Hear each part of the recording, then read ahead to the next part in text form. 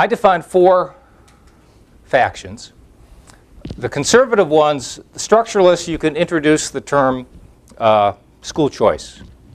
And their view is that it's the monopoly structure of our, mainly monopoly structure of our current school system that's the problem.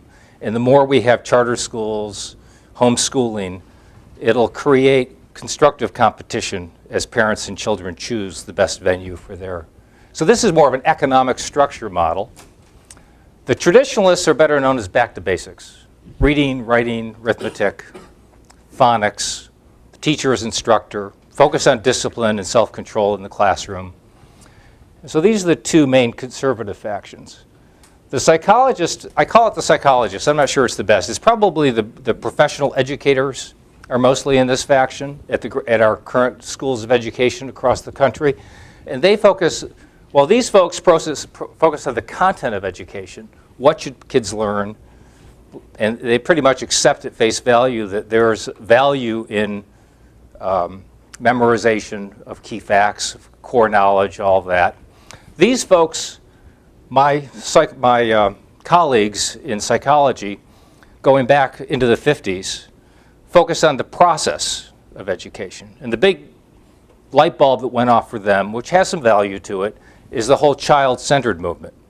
So you can define this group by what they're against. They're against anything where the teacher is a disciplinarian, tries to impart content. These folks focus on the process, which is they prefer to be child-centered, which is the notion, and it's really the core of that was a book called Summerhill by A.S. Neal. And it was in England and very influential. In fact, I got my first job out of college in 1972 by having read Summerhill. I was interviewed, and one of the questions was, "What book have you read recently?" And it was a very, it was a mental health unit that was very prestigious, and the psychiatrist who was the director was impressed that I'd read Summerhill.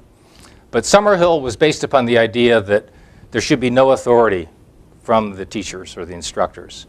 So children should not be required to do math, reading, science, anything. They were left totally free.